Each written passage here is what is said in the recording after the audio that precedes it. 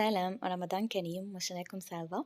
بعد ما حضرت الطاولة راح نفوت مباشرة إلى تحضير الوصفات. أول وصفة راح تكون عبارة عن مقبلة مملحات ليزيسكيمو. هنايا عندي نص صدر تاع دجاج كنت قطعته إلى قطع، ندير له ملح فلفل أسود كوري توابل الدجاج، وعندي سكنجبير شوية تاع موطارد، نخلطهم غاية ونخلوهم على الأقل نصف ساعة باه يتشربوا كامل هذيك النكهة ويجوكم بنان.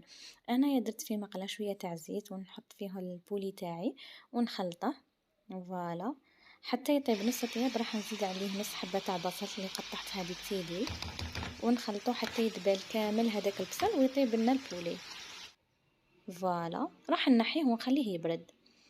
هنايا بعد ما برد راح نحطه في الاشواغ بهذا الشكل ونرحوه، يعني ما ترحوش كامل رقيق، يعني غير ضربة زوج وحبسوا غير باش يتفتت، سينو تقدوه غير بالسكين وتفتوه كيما راكم تشوفوا.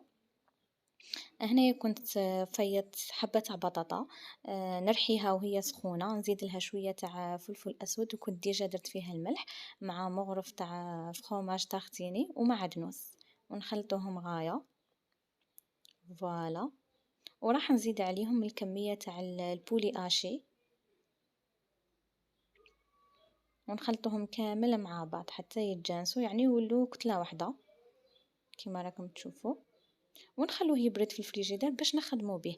هنايا هادو المملحات ما راحش نديرهم بالمول تاع ليزيسكيمو، راح نجيبو هذا الطابع الاوفال تاع الجاتو، ندير فيه بابي سيلوفان وندير شويه من هذاك الحشو ونمشيه بهذا الشكل، وندير في الوسط هنايا درت فخوماج تاع تشيزي مع فخوماج شيدر، وانتم اي نوعيه تفضلوها ديروها.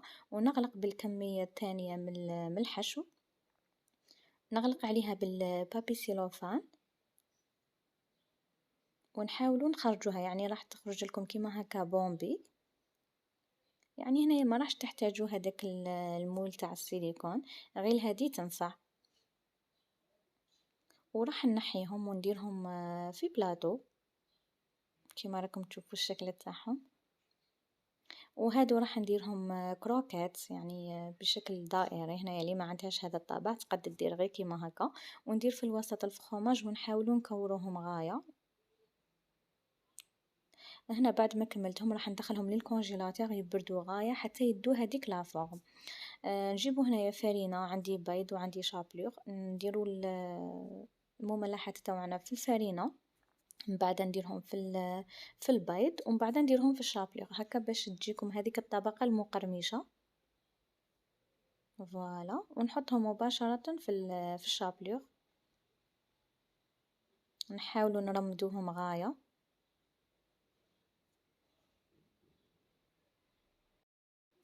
وراح نكملهم كامل بنفس الطريقه حتى نكمل كامل الكميه اللي عندي. هادو بعد ما كملتهم كنت ديجا سخنت الزيت نحط فيها هادو المملحات، والزيت تكون متوسطة هكا باش يطيبوا لكم غاية، يعني كل شيء راه طايب من الداخل غير يدو هذيك التحميرة كيما راكم تشوفوا. نحيهم ونديرهم فوق يعني بابي باه يتشربوا لي كامل هذاك الزيت. هنايا عندي هادو الاعواد تاع ليزيسكيمو راهم متوفرين عند اللي يبيعوا لوازم الحلويات، راح نعمل بهذا الشكل.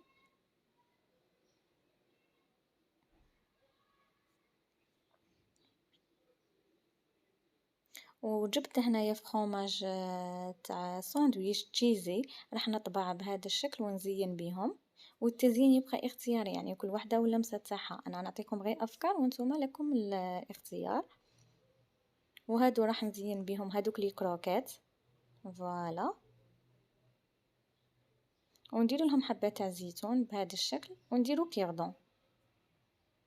هنا عندي هذا الشيبس تاع الميزان راه ينباع تاني عند اللي يبيعوا لوازم من الحلويات، راح نزين بيهم بهذا الشكل كما راكم تشوفوا، يعني الشكل تاعهم يجي بزاف شباب. ودرت هنايا ورقه تاع معدنوس، فوالا يعني تجي كيما الفاز كما راكم تشوفوا. وهذا هو الشكل النهائي تاعهم تاع هادو لي زيسكيمو لي كروكيت. صدقوني بزاف بزاف هايلين، تجي فيهم واحده القرمشه بزاف هايله. ان شاء الله راح تجربوهم وراني عارفه راح يعجبوكم اكيد. راح نفتحها معاكم حابه تشوفوها كيفاش جات من الداخل. يعني يجي هداك الفخوماج دايب من الداخل، هداك الحشو يجي طري، وهاديك الطبقة المقرمشة بزاف بزاف هايلة. نجو نحضروا الطبق الرئيسي اللي راح يكون عبارة عن أفخاذ تاع دجاج بحشو الفيون داشي. هنايا أنا كنت نحيت لهم العظم، لازم يكون عندكم سكين يعني يكون ماضي هكا باش تقدروا تنحوا هذاك العظم، سينو تقدروا تشروهم ديزوسي من عند البوشي. نجو نحضروا تتبيلة، عندي شوية تاع زيت موطارد كوري ملح فلفل أسود سكنجبير، وعندي ونخلطوهم مع بعض. هذه التتبيلة بزاف بزاف هايلة. ونبقى ندهن في السطح تاع البولي بهذا الشكل، نحاولوا ندخلوهم كامل للداخل كما شفتوني، يعني حليته بالسكين يعني هذيك الطبقة تاع اللحم. هنا عندي فيون داشي درت لها شوية معدنوس، مغرف كبيرة تاع شابلي، فلفل اسود وملح فقط، يعني ما ديروش توابل بزاف، مع مغرفة صغيرة تاع زبدة، وندير صفار حبة بيض، يعني غير شوية تاع فيون داشي راح تكفي. ونخلطهم بهذا الشكل فوالا. وهداك الصفار تاع البيض يعطي طراوة للفيون داشي، وهكا ما يخرج لكمش من البولي. ونعملو بهذا الشكل كما راكم تشوفوا، راه موضح في الفيديو. نبقوا نمشوا فيه كامل فوق الفخذ تاع الدجاج فوالا. وراح نبقى نرولي فيه بهذا الشكل.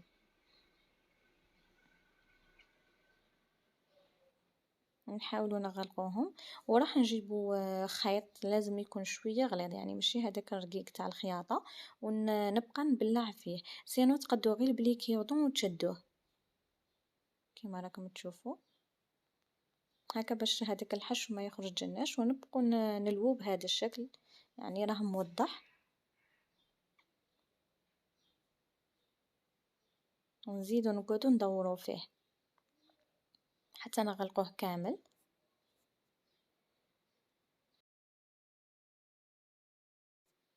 كما راكم تشوفوا بعد ما كملته، وراح ندير نفس الطريقه مع الفخذ الزاوج فوالا.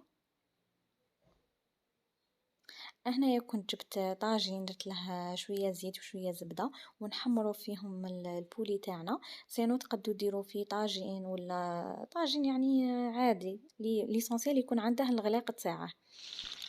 نحمروهم غاية من كامل لي كوتي تاعهم حتى يدو هذاك اللون الذهبي، هكا باه يجوكم بنان فوالا. كما راكم تشوفوا تغير اللون تاعهم.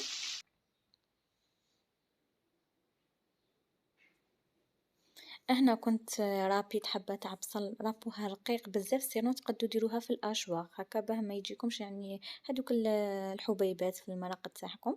وهذاك الفيون داشي اللي كان بقالي كنت كورته ودرته معاهم يتقلى.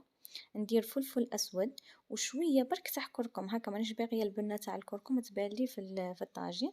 ونزيد شويه تاع ملح، يعني الكركم درتها غير باه يعطيني هذاك اللون، يعني اللون يكون شباب. وراح نزيد شامبينيون بعد ما غسلته، يعني شامبينيون معلب، سينو تقدروا ديروا فريش فوالا. وراح نمرق بكاس تاع ما اللي يكون سخون، ونغلق عليه ونخليه حتى يطيب غايه. كما راكم تشوفوا يعني انا شويه الاضاءه ما عنديش بزاف، يعني هذاك الصوص تجي صفرة تجي بزاف بزاف هايله، يعني واحد الريحه بزاف هايله. هنايا بعد ما نحيت هذوك الفخاد تاع الدجاج، نحيت له هذاك الخيط نخلوه شويه يبرد، باه تنجمو تقطعوه. ونجيب هذيك الصوص ونحطها كما راكم تشوفوا مع الشامبينيون فوالا. وراح نزين بالمعدنوس، والطبق تاعنا راه جاهز. نجو نحضروا هنايا السلطة. هنا عندي كمية تاع أرز كنت غليتها في شوية ماء وملح، وعندي خضر، عندي جزر، عندي بطاطا، شوية لوبيا خضراء، وجلبانة كنت فورتهم، قطعتهم دي بتيدي وفورتهم. نزيد عليهم علبة تاع طونة بالزيت. وراح نحضر هذه الصلصة، راح ندير 2 مغارف كبار تاع مايونيز، ونزيد عليها 2 مغارف كبار تاع زيت، رشة تاع فلفل أسود، ونخلطوهم مع بعض. ونزيدهم فوق الخضر تاعنا. وهنا الخضر راني دايره فيها الملح يعني ما تنسوش. ونبقى نخلطو، يعني هذه الوصفه صيفيه خفيفه هايله. انا نموت على هذه السلاد. وراح نقدّمها في هاد الديفيغين، وانتم تقدّوا يعني ديروها في أسياد عادي، سينو تقدّوا ديروها كيما هاكا كي يكون عندكم عرضة تضياف. درت هنايا طبقة من البيتراف اللي كنت قطعته هادي بيدي ودرت له صوص فينيغريت، ومن بعد نزيد فوقه هاد السلطة تاع الأرز. فوالا وراح نزين بلي طرونش تاع البيض مع زيتون ومعدنوس ولا لي كورنيشون ولا طوماط يعني كيما تحبوا. وهذا هو الشكل تاعهم النهائي، لازم تخلوها تبرد غاية باش تقدموها. وبصحتكم. وهنايا وصلنا لنهاية الفيديو. هذه هي الطاولة اللي حضرتها لنهار اليوم، طاولة حمراء اللي كانت عبارة عن مقبلة يعني مملحات لي زيسكيمو ولي كروكيت وسلطة أرز اللي قدمتها في هاد ليفيغين. والطبق الرئيسي اللي كان عبارة عن أفخاذ الدجاج بحشو الفيونداشي مع صوص بالشامبينيون. بزاف بزاف بنينة. إذا عجبكم الوصفات حبيباتي ما تنسونيش بالاشتراك واللايك. في أمان الله. سلام.